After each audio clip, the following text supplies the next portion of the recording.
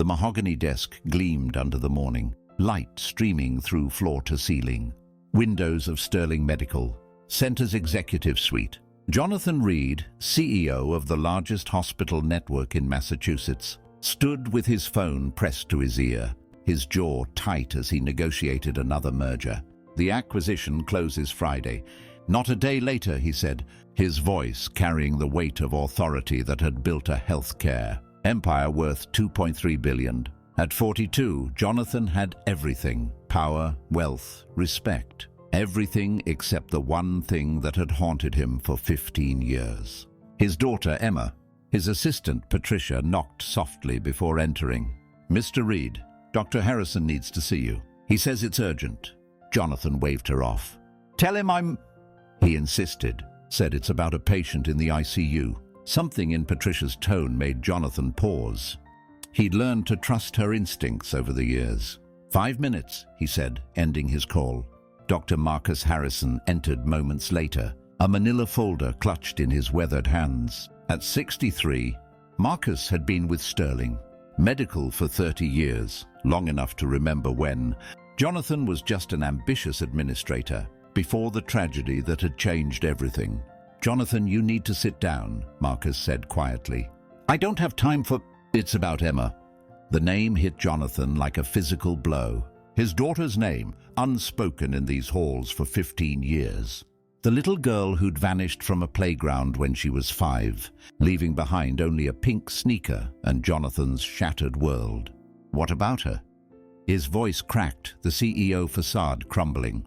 Marcus opened the folder, his hands trembling slightly. "Room 347. She's been here for 15 years, Jonathan. Right here, in your own hospital." The corridor to the ICU had never felt so long. Jonathan's Italian leather shoes echoed. Against polished floors he'd walked 1,000 times, past walls bearing plaques with his name, celebrating his leadership, his vision. "Explain," Jonathan demanded, his voice barely above a whisper. Marcus's words tumbled out in a rush. "She came in 15 years ago. Severe head trauma, no identification. Jane Doe 2011-47. The records show she was found near the old railway yards, unconscious. We've kept her alive all these years, hoping she'd wake up, hoping someone would claim her. And you never thought to—" "Jonathan, listen. She had no fingerprints on file, no dental records matched. This was before advanced DNA databases. We ran her photo through missing persons, but—" Marcus paused, his voice heavy with regret. The trauma had changed her face. The swelling, the injuries. "We didn't know." "Then how do you know now?" Jonathan's hands were shaking. Dr. Patel, the new neurologist. She was reviewing long-term coma patients, trying to identify them using new genetic matching technology. She found a familial DNA match in the system from your annual executive health screening. They stopped outside room 347. Through the small window, Jonathan could see monitors blinking, tubes running to a still form on the bed. "She's been here," he whispered. "All this time while I've been running this place, making decisions, she's been right here." Marcus placed a hand on his shoulder. "You need to prepare yourself. She's not the little girl you remember." The room smelled of antiseptic and artificial lavender. Jonathan entered slowly, each step an eternity. The woman in the bed was 20 now, her face peaceful in unconsciousness. Auburn hair, just like her mother's, spread across the white pillow. "Emma," he breathed, and 15 years of grief crashed over him. He sank into the chair beside her bed, taking her hand, so much larger than the small fingers he remembered. Her nails were neatly trimmed. Someone had been caring for her. The irony burned. He'd funded this ICU expansion, insisted on the best equipment, never knowing his own daughter was here. "Mr. Reed." A young nurse appeared in the doorway, her eyes red. "I'm Sarah. I've been Emma's primary nurse for 3 years." 3 years, Jonathan repeated numbly. "I talk to her every day. I've told her about the weather, the news, the patients who get better. I've held her hand during every procedure." Sarah's voice broke. "I'm so sorry we didn't know who she was." Jonathan looked at the monitors, the ventilator, the feeding tube. "What are her chances?" Dr. Marcus cleared his throat. "The new neurologist, Dr. Patel, she thinks there's brain activity we missed before. With advanced treatment, Do it, whatever it costs, whatever it takes. Jonathan, you need to understand, even if she wakes up, the trauma, 15 years in a coma, she might not be the same. She might not remember. I don't care. Jonathan's voice thundered through the small room. She's my daughter. She's been alone in this room while I've been in meetings, while I've been cutting budgets, approving protocols. He turned to Marcus, tears streaming down his face. Tell me I didn't cut her funding. Tell me I didn't approve reducing care for long-term patients. The silence was damning. Last year, Marcus said quietly, the board wanted to transfer long-term coma patients to extended care facilities. You approved it, but Emma's still here. Dr. Patel fought for her, said there was something different about her case, some sign of awareness we weren't seeing. She risked her career to keep Emma here. Dr. Priya Patel entered the room an hour later, her dark eyes intelligent behind wire-rimmed glasses. Despite her youth, she couldn't be more than 35. She carried herself with quiet authority. Mr. Reed, I need to show you something. She pulled up brain scans on the monitor. See these patterns? They're not random. When Nurse Sarah talks to her, when someone touches her hand, there's activity. She's in there, Mr. Reed. She's been trying to come back. How long have you known this? 6 months. I've been developing a treatment protocol, but it's experimental, risky, and expensive. Jonathan laughed bitterly. I can buy this entire hospital. Money isn't the issue. It's not just about money. It's about time. We need to act now. The longer she stays under, the harder it becomes to bring her back. Then we start immediately. Dr. Patel hesitated. Mr. Reed, there's something else. The board meeting tomorrow. They're voting on the long-term care policy again. If it passes, we'll have to transfer Emma and 17 other patients by next month. The CEO in Jonathan crystallized. Schedule an emergency board meeting tonight. The Sterling Medical Boardroom, filled with confused executives at 8 p.m. Jonathan stood at the head of the table, still in his suit from that morning. But something had changed in his eyes. Ladies and gentlemen, thank you for coming on short notice. We need to discuss the long-term patient care policy. Board Chairman Richard Thornton frowned. Jonathan, we settled this. The transfer saves us $3.2 million annually. It's fiscally responsible. Fiscally responsible, Jonathan repeated. Tell me, Richard, what's the fiscally responsible value of a human life? Of hope? Of the possibility that someone in a coma for 15 years might wake up? Murmurs rippled through the room. I'm proposing we not only cancel the transfer policy, but triple our investment in long-term care and coma research. Effective immediately. Have you lost your mind? Another board member demanded. That's $10 million you're talking about. Jonathan walked to the window overlooking the hospital. Room 347, Jane Doe, 2011-47. For 15 years, she's been in that room while we've debated costs and benefits, while I've stood in this room and made decisions about efficiency and profit margins. He turned back to them. That patient is my daughter, Emma Reed. She was taken from me 15 years ago, and she's been here in this building while I've been too blind to see her. Shocked silence filled the room. So here's what's going to happen, Jonathan continued, his voice steady despite the emotion. We're going to become the leading hospital in the world for coma treatment and recovery.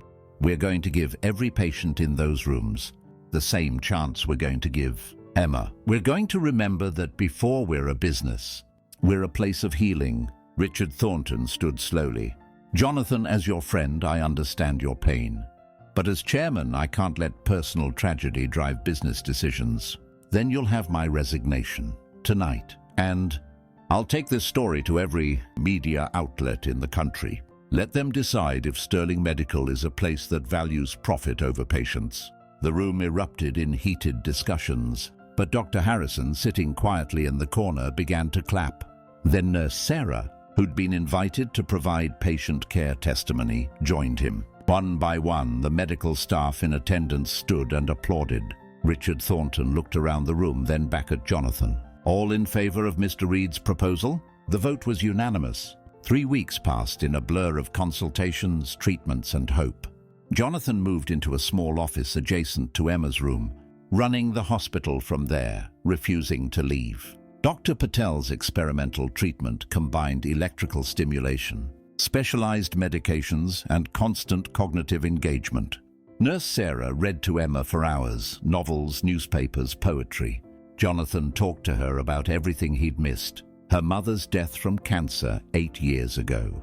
The empire he'd built trying to fill the void. The foundation he'd started in Emma's name, that had funded children's hospitals across the country. "I never stopped looking for you," he whispered one night, holding her hand. "Every missing child case, every Jane Doe, I checked them all. I funded search teams, offered rewards. I never imagined you were here, right under my nose." On the 23rd day, during one of Dr. Patel's routine examinations, Emma's finger twitched. "Did you see that?" Sarah gasped. The medical team rushed in.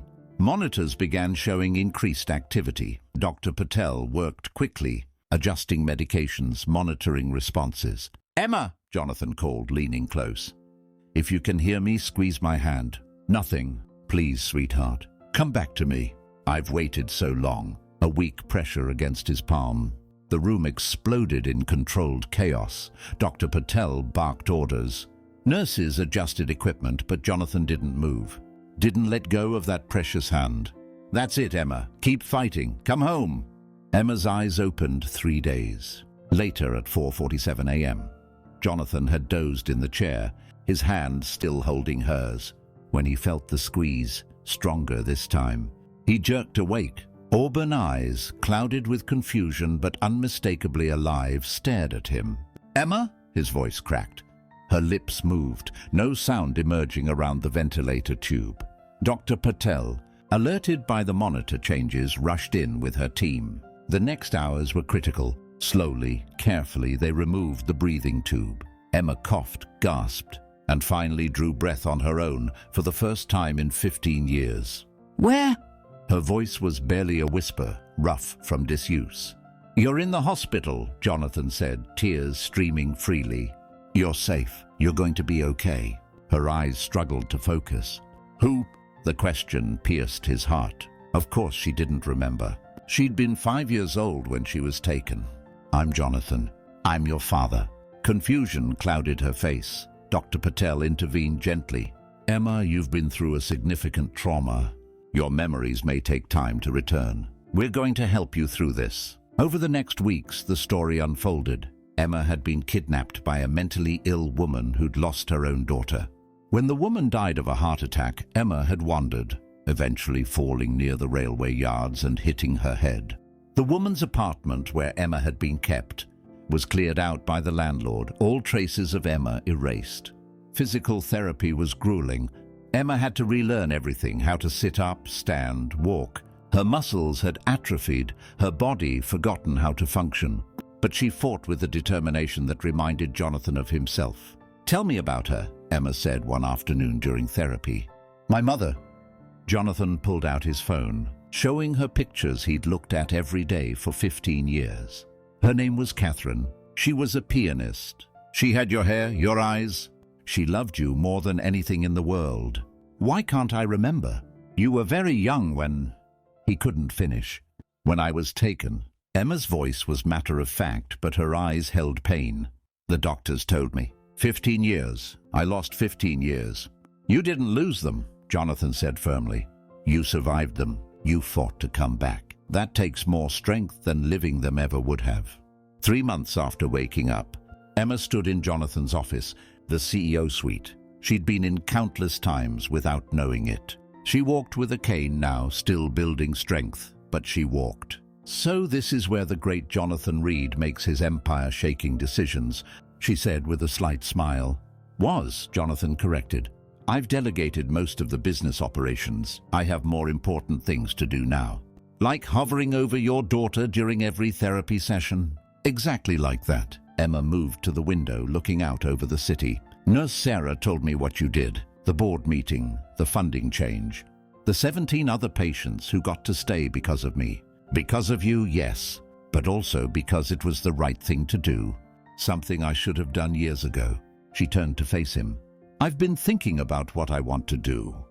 When I'm stronger. Anything. Whatever makes you happy. I want to work here, in the hospital, with the long-term care patients." Jonathan started to protest, but she held up her hand. I don't remember those 15 years, she continued. But Sarah does. Dr. Patel does. All the nurses who cared for me do. They didn't know who I was, but they treated me like I mattered anyway. I want to do that for others. Emma, you don't have to... Yes, I do. Don't you see? Those 15 years weren't empty. They were full of people who cared, who hoped, who believed I might wake up. I want to be that person for someone else. Jonathan crossed the room and pulled her into a careful embrace, mindful of her still healing body. Your mother would be so proud of you. Tell me more about her, Emma whispered. Tell me everything. Help me remember. 6 months later, Sterling Medical Center held a dedication ceremony for the new Catherine and Emma, Reed Wing for long-term care and coma research. Emma stood beside her father, still using her cane as they cut the ribbon. The wing housed state-of-the-art equipment, research facilities, and 20 private rooms where patients who'd been forgotten by the system would receive the best care in the world. Photos of each patient lined the walls. No more. Jane and John Durs. Each person had a name, a story, someone who cared. 15 years ago, Jonathan addressed the crowd of medical staff, patients' families, and media. I lost my daughter. I built an empire trying to fill that void, but I forgot the most important thing about medicine. It's not about the bottom line. It's about the lives we touch, the hope we provide, the miracles we make possible. He looked at Emma, standing proud despite her exhaustion. My daughter taught me that, not through words, but through survival. Through the courage it takes to wake up after 15 years and choose not bitterness, but service. Not anger, but hope. Emma stepped forward to speak, her voice still soft but growing stronger. I don't remember the day I was taken. I don't remember most of my childhood, but I remember waking up. I remember Nurse Sarah's face, my father's tears, Dr. Patel's determination. I remember every person who refused to give up on a Jane Doe who'd been asleep for 15 years. She gestured to the wing behind them. This isn't just about me. It's about everyone who's waiting to wake up. Everyone who needs someone to believe in them. We're going to be those people. The applause was thunderous. Later, as the crowds dispersed, Jonathan and Emma stood alone in one of the new patient rooms. Through the window they could see the city lights beginning to twinkle. Do you ever wonder what would have happened if Dr. Patel hadn't fought for you? Jonathan asked quietly.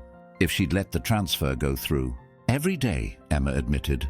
But I try not to dwell on what almost happened. I focus on what did happen. I woke up, I found you. We found each other. I've been given a second chance, Jonathan said. To be the father I should have been. To run this hospital the way it should be run. To honor your mother's memory properly. Emma took his hand. We've both been given a second chance. That's more than most people get. As they walked out of the wing together, past rooms where 15 patients slept, monitored by equipment that bore the Reed name, past nurses who now knew that every patient mattered. Jonathan felt something he hadn't experienced in 15 years. Peace. His daughter was home, not the 5-year-old girl who'd been taken, but a strong, determined woman who'd survived the unthinkable. And together, they would make sure no one else's 15 years were. Lost in the silence of a hospital room, unidentified and alone. The hospital had called with the impossible news. Mr. CEO, we found your daughter. But Emma had been there all along, waiting in room 347, right under his nose, teaching him the most important lesson of his life. That true leadership isn't about empire building or profit margins. It's about never giving up on the ones who need us most.